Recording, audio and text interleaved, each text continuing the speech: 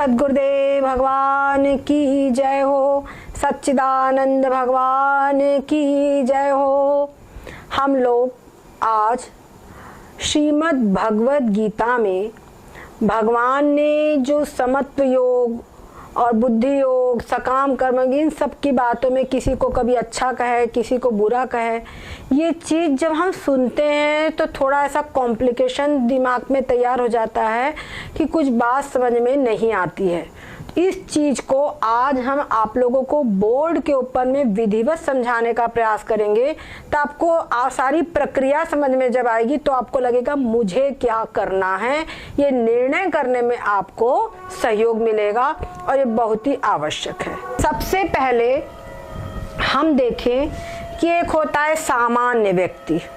तो सामान्य व्यक्ति की दृष्टि क्या है कि हमको भाई 2 टाइम भोजन आदि सब कुछ बराबर मिलता रहे, है ना, हमको भोजन आदि मिलता रहे, लग्जरी मिले, घर हमारा अच्छा हो, घर में सारी सुख सुविधा के साधन हो, ये उसको रहता है। सुख सुविधा के साधन हमारे रहे, ये उसकी थिंकिंग रहती है और उसी को लेकर वो चलता है। उसको हम सामान्य व्यक्ति की कैटेगरी में रखेंगे। उसका पर्पस है बस लाइफ का purpose eat drink and B Mary, ठीक है, ये उसका पर्पस है। उसको कोई मेरा देश के लिए कर्तव्य है कि क्या है, इससे उसको कोई सरोकार नहीं है। सामान्य नागरिक, ये एक तो ये है। उसके बाद में जो है कुछ लोग है इन सामान्य में से भी कि भाई हमारे क्या बताए सब कुछ है लेकिन हमारी दुकान अच्छी नहीं चलती है, तो कुछ पूजा पाठ कर ली दुकान अच्छी चल जाए। और कुछ ऐसे कि भाई हमारे घर में संतान नहीं है, बच्चा हो जाए तो उसके लिए कुछ सकाम कर्म कर लिया, कुछ दान आदि करो तो हमारे बच्चे सब उनकी सद्बुद्धि बनी रहे, सब उनको मतलब पढ़ाई लिखाई करके सब अच्छे बन जाए, सब अच्छे हो जाए, इस प्रकार से भावना रहती है। और कुछ ये है कि भाई हमको इस लोक से नहीं लेकिन हमको परलोक में स्वर्ग आदि, मरने के बाद हमारी अच्छी गति हो, इसलिए इस लोक पे नहीं स्वर्ग आदि करे तो यज्ञ आदि कर लेते हैं। इस समय में ग्रहण आ रहा है, दान दो, ये करो तो हमको परलोक में मिलेगा या आगे हमको अगले जन्मों में अच्छा कुछ मिलेगा। इस प्रकार की बुद्धि वाले जो लोग हैं उनको सकाम कर्म करने वाले लोग बोला जाएगा, इस सकाम करने। उसके बाद में इनको सकाम कर्म कर रहे हैं, ये मतलब कर्म कर रहे, चाहे दान करे, चाहे तीर्थ यात्रा करे, चाहे पूजा पाठ करे, चाहे यज्ञ आदि करे, इनकी भावना रहती कि इससे हमको कुछ अच्छा मिलेगा, इससे हमको इस लोक के नहीं तो परलोक के भोग मिलेंगे। इस प्रकार से सामान्य भौतिक सुविधा जुटाने के लिए ही इनके सब कर्म होते हैं। इस व्यक्ति को ये अपने कर्म करेगा और कर्म के अनुसार इसको फल मिलेगा, उन फलों का ये भोग भोगेगा और भोग भोगने के बाद में वो भोग के संस्कार अंदर में हो जाते हैं। उन संस्कारों के अनुसार उनको और भोगूं तो और के कारण, जो भावना के कारण इसके अंदर में वो वासना तैयार हो जाती है, वो सब बहुत दृढ़ हो जाती है। उस वासना के कारण उसको वैसी ही फिर से इच्छा होती है, जो भोग उसने भोगा है उन्हीं भोगों की उसको फिर से इच्छा होती है। और उन भोगों की इच्छा के कारण आपको देखना चाहिए, संसार चक्र रूप में हमने बताया है, उन भोगों की उसको और इच्छा होती है और उस इच्छा के कारण उसके मन में फिर क्या होता है, जब भोग भोगूं तो फिर वो वैसा प्रयत्न करता है, वही कर्म करता है, फिर से शुभ कर्म या जो भी कर्म किया प्राप्ति के लिए, चाहे धन कमाने के लिए कर्म, जो भी कर्म किया तो कर्म करता है और कर्म से फिर वो वस्तुएं प्राप्त करता है और वस्तुओं के प्राप्त करने के बाद उनको फिर भोगता है, फिर भोग से फिर संस्कार, फिर वासना, फिर कर्म, ऐसे करके संसार चक्र के अंदर में उलझता जाता है। इसको कहीं से भी जो है मुक्ति का उपाय नहीं है।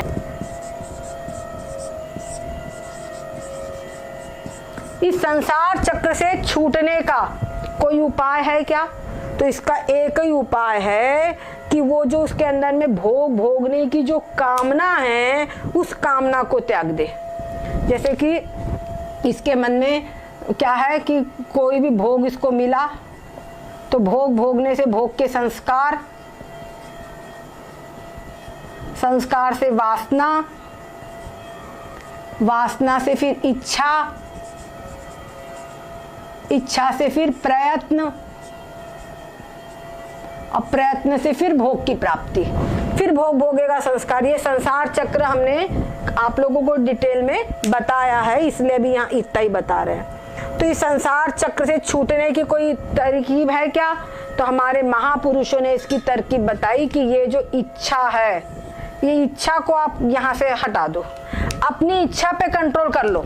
वासना के बाद जब इच्छा होती है, उस इच्छा पे कंट्रोल कर लो, इच्छा को रोक लो। और अब जो कर्म करना है तुमको, ये जो सकाम कर्म जो तुम कर रहे हो ना, ये सकाम कर्म तुम कैसे करें कि अमुक चीज की इच्छा, अमुक चीज की प्राप्ति हो जाए, पुत्र की प्राप्ति हो जाए, धन की प्राप्ति हो जाए, स्वर्ग की प्राप्ति हो जाए। तो वो प्राप्ति की इच्छा से ना करो, लेकिन सकाम कर्म ना करो, लेकिन कर्म करो। शुभ कर्म अभी भी करना है। इस जो ये कर्म कर रहे हो, इस कर्म के अंदर में इच्छा, इसके फल की इच्छा मत रखो। फल की इच्छा ना रखो तो फिर बात खड़ी होती, तो फिर हम चाहे जाए जैसे कर्म करें या ना करें, ये नहीं। भगवान कहते हैं कि ये तुमको नहीं करना है। माँ फलेषु कदाचन, ये बात जरूर है, लेकिन माँ कर्म फल हेतुर्भू। क्या समझे? तू कर्मों के फल की इच्छा वाला मत बन, परंतु मैं कर्म ना करूं, इस प्रकार से कर्म नहीं करूं, इस प्रकार से आलसी बन जाऊं, निठल्ला बन जाऊं, ये भी नहीं करना है। ये भी नहीं करना। उसको कर्म करना है, शुभ कर्म करना है, पर कैसे करना है? ये कामना के बिना करना है। कामना न रखकर उसको निष्काम भाव से कर्म करना है। कैसे करना है? निष्काम भाव से। निष्काम भाव से कर्म करना। अब बात उठती है कि भाई निष्काम भाव से कर्म करना मतलब क्या है? निष्काम भाव में कोई कामना न रखो, तो बिना कामना के तो कर्म में प्रवृत्ति ही नहीं होगी। बिना कामना के तो कर्म में प्रवृत्ति ही नहीं रहेगी। तो भगवान उसको बोलते हैं यहाँ पर तेरे को समान भाव रखना है। तेरे को जो कर्म करना है पूरी निष्ठा पूर्वक, पूरी ईमानदारी पूर्वक, पूरे परिश्रम पूर्वक करना है। ये नहीं कि कुछ भी अब हमको तो फल चाहिए नहीं तो हम चाहे जैसे करें, ऐसा नहीं है। पूर्ण ईमानदारी और निष्ठा से करना है। और ये जो कर्म करेगा इसके अंदर में उसको हो सकता, जो वो परिणाम आएगा उसके अनुकूल भी आ सकता है और प्रतिकूल भी आ सकता है। अगर अनुकूल आए तो उसको समझना सिद्धि, उसको क्या समझना? सिद्धि। और अगर प्रतिकूल आ जाए तो समझना असिद्धि। तो भगवान कहते सिद्धि और असिद्धि में सम रहो। सिद्धि और सिद्धि में क्या हो? सम रहो। तो ये जो तुम्हारा है ये सम योग, समत्व बुद्धि, समत्व योग हो जाएगा। क्या योग? अब जब तुम ये सिद्धि और असिद्धि में सम रह करके कर्म कर रहे हो, तुम्हारे अंदर के अंदर में जो फल है, फल के तरफ तुम्हारा को ध्यान नहीं देना है कि मेरे को फल मिल रहा कि नहीं मिल रहा। अपना जो कर्म है उसको तुम पूर्ण रूपे निष्ठा पूर्वक करो। यदि तुमने कर्म निष्ठा पूर्वक किया, क्या समझे? निष्ठा पूर्वक कर्म किया तो उसका फल तुमको लौकिक रूप से भले ही कुछ ना मिले, लेकिन मिलेगा तो अच्छा ही इसमें। तो वहां पर तुमने इसको निष्ठा पूर्वक कर्म करना है। लेकिन तुम्हारा ध्यान अगर तुम कहते हैं कि मेरे को फल की तरफ, तो बार बार अगर तुम्हारा दिमाग फल की तरफ रहा तो तुम पहली बात तो कर्म ही निष्ठा पूर्वक और ईमानदारी पूर्वक नहीं कर पाओगे। हो सकता है बीच बीच में तुम्हारे में निगेटिविटी आ जाए, क्या पता वो मिल नहीं रहा है, रहने देना। ये सब भावनाएं अगर आ गई, इसका कोई परिणाम कुछ मिलना नहीं है, बेकार कर रहे हैं, इस प्रकार की भावना आ गई तो वो कर्म आप ठीक तरीके से संपादन ही नहीं कर सकेंगे, वो कर्म आप कर ही नहीं सकेंगे। इसीलिए जो हमारी जिम्मेदारी है उसको पूर्ण ईमानदारी और निष्ठा पूर्वक करना, यही निष्काम कर्म योग है। क्या समझे? यही निष्काम कर्म योग है। जैसे कि अब आप खुद देखो कि आपका कोई नौकर है, वो आपका, आप जो पैसा दे रहे हो कुछ दे रहे हो, लेकिन उसके मन में ये भी नहीं है कि मेरे को बहुत दे वो, और आपका पूरा निष्ठा पूर्वक अपना घर समझ करके, अरे आपका घर को पूर्ण रूपेण वो अच्छी तरीके से पूरा कार्य करता है, तो आपके हृदय में उसके प्रति क्या भावना होगी? होगी कि नहीं होगी?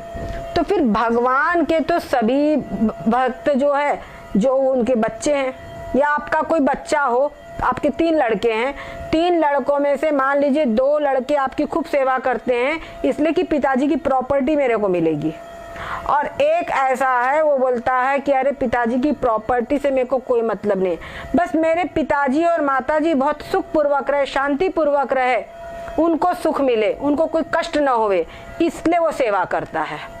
तो आप जब प्रॉपर्टी का बंटवारा करेंगे तो वो दो को ही देंगे, तीसरे को नहीं देंगे क्या? तीसरे को आप प्रॉपर्टी भी देंगे, उसके साथ साथ में कुछ और भी देंगे, है ना। तो जो तीसरे को आप कुछ और देंगे, तो उसी प्रकार से जो भगवान के जो भक्त हैं, भगवान के जो भक्त हैं सारे ही वो तो भगवान की सभी संतान है। तो कोई अगर सकाम कर्म करता है तो उसको उसकी कामना के अनुसार उसका फल मिल जाएगा, ठीक है, वो अपने संसार में जाएगा। परंतु जो निष्काम कर्म करता है, वो कुछ भी फल की आकांक्षा नहीं करता, उसको क्या भगवान कुछ नहीं देंगे? उसको भगवान देते, उसको क्या देते हैं भगवान? कि उसके जो पुराने जो पाप कर्म होते हैं, क्या समझे, उस व्यक्ति के जो पाप कर्म होते हैं, पाप कर्म, ये पाप कर्म उसके नष्ट हो जाते हैं, पिछले जो पाप कर्म है उसके वो नष्ट हो जाते हैं। और पाप कर्म नष्ट होने से क्या होता है, उसका जो अंतःकरण है वो शुद्ध हो जाता है, उसका अंतःकरण शुद्ध हो जाता है, ठीक है। अच्छा, एक चीज और ध्यान रख लो, इसके अंदर में अंतःकरण शुद्ध हो गया, यहाँ पे रखो एक सेकंड, इसको और समझो। कोई ऐसा कहता है कि भाई मैं तो निष्काम कर्म ही नहीं कर पाऊंगा, मेरा ध्यान तो बराबर फल में ही जाता है, मैं नहीं कर पाऊंगा, तो उसके लिए क्या कोई उपाय नहीं है? भगवान ने इतने मार्ग खोल रखे, सबके लिए उपाय है। उसको बोलते हैं कि तू सब कर्म कर, तू सब कर्म कर्म, और उन कर्मों को सुबह से लेके शाम तक किया, उन कर्मों को तू मेरे को अर्पण कर दे, क्या करे, ईश्वर को अर्पण कर दे। हे भगवान, ये सब कर्म आपको समर्पित है। वैसे भी देखो, कोई भी कर्म किया जाता है, पूजा पाठ, तो उसमें अंत में भगवान को समर्पित किया जाता है। आप हनुमान चालीसा का पाठ करें, भगवान को आखिरी में उनके समर्पित कर दे, भगवान आपको समर्पित है। हर कर्म को वैसे ही समर्पित, हाथ में गंगा जल लेके करो ऐसा ही जरूरी नहीं है। आप मानसिक भाव से हमारे जो कर्म अभी तक हमने किया है वो सब आपको समर्पित है, इस प्रकार से आप समर्पित कर दीजिए। तो उसमें भी कर्म जब आपने भगवान को समर्पित कर दिया तो उसके भोगने वाले आप थोड़ी रह जाएंगे। अब भगवान को जब समर्पित कर दिया तो उसका फल भी यही होगा कि आपके पाप कर्म नष्ट होकर के अंतःकरण की शुद्धि होगी। अब कहते हैं दूसरा उपाय इसमें एक और रखा हुआ है, जो भी आप कर्म करते हैं उन कर्मों को मैं ये कर्म भगवान के लिए कर रहा हूँ। जैसे फूल का माला बनाते भगवान के लिए बनाते हैं, अपने घर के अंदर में आप कमा के लाते हैं तो फल खरीद के लाते, बच्चों के लिए खरीद के लाते हैं, साड़ी खरीद के लाते, मेकअप का सामान लाते तो पत्नी के लिए लेकर आते हैं। उसी प्रकार से आप बाजार से जाए तो आए भगवान के लिए मीठा लाइए, भगवान के लिए फल लाइए। अरे भगवान को भोग लगेगा, भगवान इसमें अब भगवान का भोग लगने के बाद में खाया तो घर में जाएगा सब कुछ, फल हो मीठा हो चाहे जो कुछ आप लाओ। और माताएं भोजन बनाती है तो भोजन बनाते समय ये भगवान को भोग लगाने के लिए मैं भोजन बना रही हूँ। और जब भगवान को भोग लगाने के लिए भोजन बना रही हूँ तो उसमें झूठ मूठ नहीं होना चाहिए। वो भोजन को चप्पल पहन के नहीं बनाना चाहिए, किसी प्रकार का छुआछूत अशुद्धि नहीं होना चाहिए, ये बुद्धि ऑटोमेटिक बन जाएगी। तो आपके घर में पहली तो भावना शुद्धि ऐसी हो गई। और उसके बाद में वो सब जो कुछ भोजन बनाए वो भगवान को समर्पित करे। अब वो जो भोजन समर्पित किया हुआ अब घर के लोग खा रहे हैं, वो सब कुछ क्या होगा, ये प्रसाद बन जाएगा भगवान का। वो सब अंतःकरण को शुद्ध करने वाला होगा। ठीक है, अपने घर की आप सफाई करते हैं और मंदिर की भी सफाई करते हैं, तो मंदिर में सफाई करते समय आपकी बुद्धि रहती है कि मंदिर में भगवान के लिए हम कर रहे हैं। फूलों की माला बनाते समय रहता है मैं भगवान के लिए बना रहा हूँ, भगवान के लिए नैवेद्य बना रहे हैं, भगवान को भोग लगाने के लिए हलवा बना रहे हैं। विशेष करके जो पर्व के समय आपको रहता है वही बुद्धि आपकी हर दिन रहे।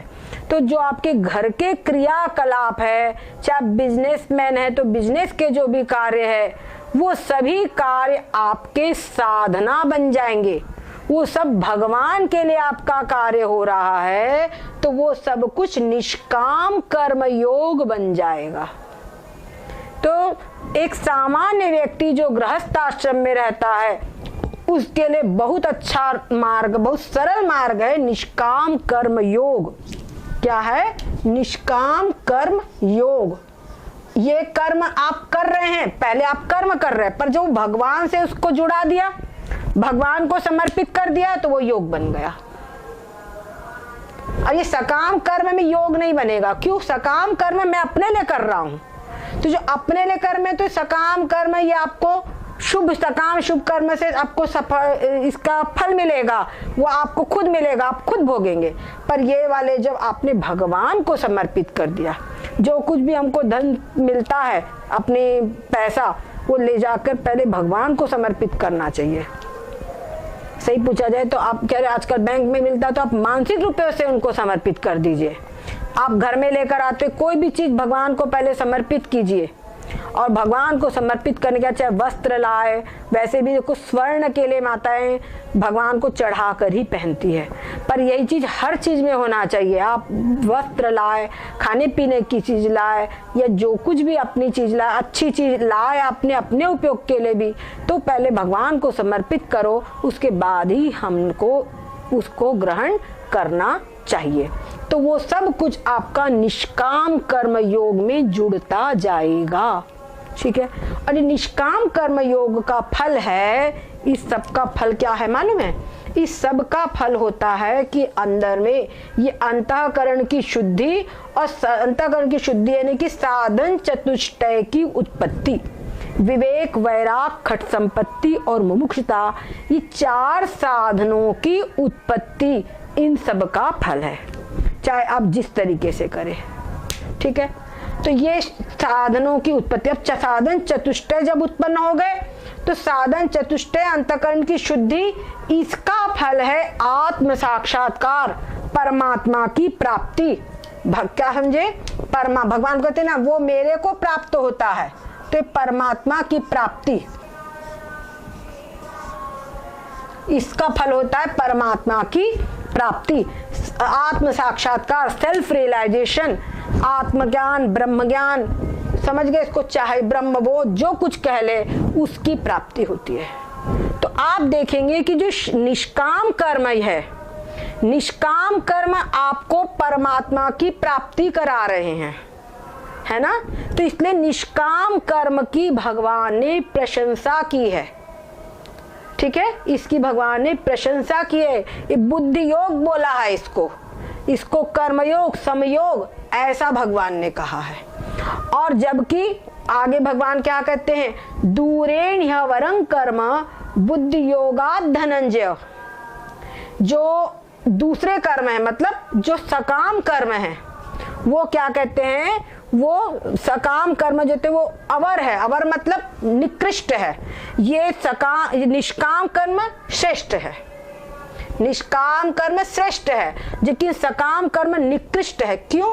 क्योंकि फिर से बार बार पुनरपि जननम पुनरपि मरणम, ये संसार के भोग देंगे, और उसके बाद में जब संसार के भोगों में चित्त रहेगी तो ये भी होता है, अरे ये चीज प्राप्त करने के लिए ये कर्म कर लूं, ये चीज प्राप्त करने के लिए ये कर्म कर लूं, ये पूजा कर लूं, सब कुछ जो भी कर रहा है चित्त पूरा भ्रमित हो रहा है, जो भी कर रहा है भगवान की अपने संसार के उपभोग के लिए कर रहा है। तो वो क्या है, वास्तव बोलते हैं ना कि जो भगवान की पूजा पाठ और ये जो किया जाता है, ये संसार के भोगों के लिए जो किया जाता है, तो वो वास्तव में भगवान की पूजा आदि नहीं है, वो भगवान की उपासना नहीं है, वो तो व्यापार है। तो ये व्यापार इतना व्यापारी है कि संसार में व्यापार कर रहा है, भगवान के साथ भी व्यापारी कर रहा है। तो इसको भगवान कहते कृपणा फलेत, ये व्यक्ति कृपण है, ये जो सकाम कर्मी है इसकी भगवान ने निंदा की है।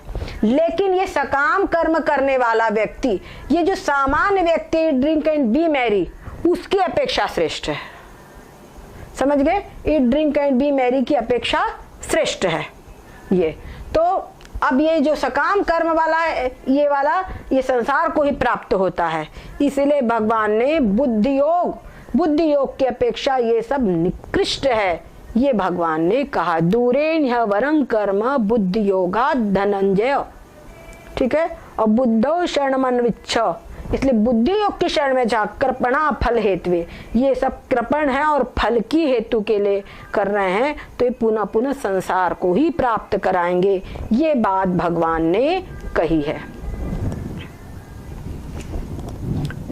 श्लोक नंबर है 2 का 49, उसके अंदर में भगवान ने कहा है 2 का 49 14, ठीक है। इसके अंदर में भगवान ने ये बात कही है और कह रहे हैं ये जो समभाव है, इस समभाव में युक्त होकर तुम कर्म करो।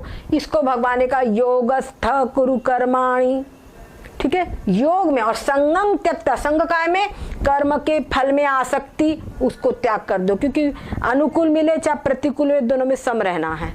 तो संगम त्यक्त्वा आत्म सिद्धे, ठीक है, ये वाली बात भगवान ने कही है। ये निष्काम कर्म योग है और ये अंतःकरण की शुद्धि के द्वारा ये निष्काम कर्म आत्म साक्षात्कार का हेतु बनेंगे।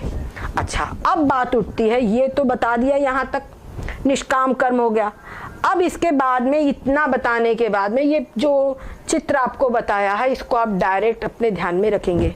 अब अर्जुन ने आगे और बताया, पूछा है प्रश्न कि ये सब होने के बाद में ये आत्म साक्षात्कार की स्थिति में अगर कोई आ गया, किसी को आत्म साक्षात्कार हो जाता है और वो समाधि स्थिति में पहुंच जाता है, तो हम कैसे पहचानेंगे कि समाधि में स्थित है, उसकी क्या परिभाषा है, और फिर समाधि में जब वो स्थित हो जाता है तो वो कैसे चलता है, कैसे उठता है, कैसे बोलता है, ये सब प्रश्न अर्जुन ने पूछा है, ठीक है। अब स्वाभाविक रूप से हम सोचेंगे समाधि, तो समाधि में रहने वाले को कैसे अनुभव होता है, ये प्रश्न उठता है कि नहीं उठता। यही प्रश्न अर्जुन के मन में उठा है और यही प्रश्न बहुत से आप जिज्ञासुओं के मन में भी उठता है। तो उसका समाधान आगे भगवान ने किया है, उसको हम आप लोगों को विशेष रूप से बताएंगे। और ये श्रीमद् भगवत गीता, क्या समझे, ये जो श्रीमद् भगवत गीता है ये वास्तव में भारत देश की हमारी धरोहर है और हम लोगों का प्राण है। ये किसी अन्य देश में नहीं है। भगवत गीता की विश्व की बहुत सी भाषाओं में इसका अनुवाद हुआ है।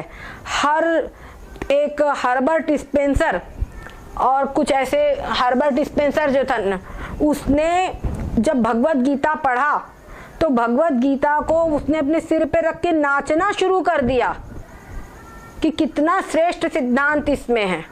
तो ऐसी हमारे जो ये ग्रंथ है वो हमारे यहाँ से विदेशी लोग लाग लेकर के जाए और उसका लाभ उठाए और हम लोग इससे वंचित रहे, तो हमसे बढ़कर अभागा कौन होगा।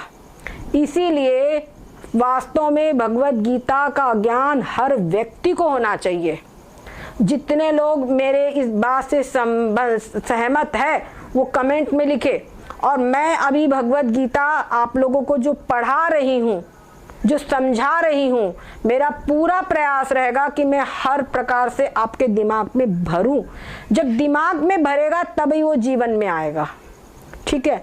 और अगर भगवत गीता का ज्ञान आपने ले लिया तो आपकी सारी समस्याएं सुलझ गई। आप देखिए भगवत गीता के ज्ञान को प्राप्त करके अर्जुन युद्ध जैसा भीषण कर्म कर सक रहे हैं, तो हम लोग हमारे जो व्यवहारिक जीवन के कार्य और ऑफिस के कार्य, बिजनेस के कार्य, वो क्या उससे भीषण है? वो नहीं कर सकेंगे। अवश्य ही करेंगे और सब कुछ व्यवस्थित अच्छी प्रकार से चलेंगे। और साथ ही साथ में हम लोगों को आभार प्रकट करते हैं हम श्री श्री स्वनाम धन्य जय दयाल गोविंदका जी, जिन्होंने अपनी संपत्ति का कुछ अंश अपने बच्चों को दिया और शेष सारी प्रॉपर्टी को लगाकर उनने गीता प्रेस गोरखपुर की स्थापना की। ये भी अब गीता प्रेस गोरखपुर के अंदर में वहाँ का रिकॉर्ड मिलता है कि एक व्यक्ति वहाँ पर हरे राम नाम याद दिलाता है सबको। अपना काम कर, कोई बाइंडिंग कर रहा है, कोई सिल रहा है, तो उसमें शरीर लगता है, मन नहीं लगता। लेकिन मन को आदत नहीं रहती, भूल जाता है, तो वहाँ हरे राम याद कराता है। क्या मतलब? आप कर्म भगवान का नाम लेते जाओ और कर्म करते जाओ, तो ये सब कुछ कर्म योग में आ जाता है। उनकी जो सारी प्रॉपर्टी है वो ऐसा निष्काम कर्म योग बना है कि सारे भारत को न जाने विश्व में कहाँ कहाँ तक सबको निष्काम कर्म में और भगवत साक्षात्कार में प्रेरित वो प्रवाहित कर रहा है। इसीलिए ऐसे ही हम लोग अपनी संपत्ति के विषय में भी प्रेरणा लें कि हमारा जो बच्चों को आवश्यक है उतना हम कर दें, बाकी जो संपत्ति है उसके लिए हम धर्म की स्थापना में लगावें। अगर धर्म की स्थापना में लगाए तो वही हमारा धन सार्थक है और वही हमारा सदुपयोग उसका हुआ है, बाकी तो सब व्यर्थ है। ठीक है, बाकी सब वही ड्रिंक एंड बी मैरी है। तो हमको यहाँ पर लग करके आगे ये आत्म साक्षात्कार की स्थिति में पहुंचना है। इस पर आप लोग बहुत अच्छी प्रकार से ध्यान देंगे। सद्गुरुदेव भगवान की जय हो, सच्चिदानंद भगवान की जय हो।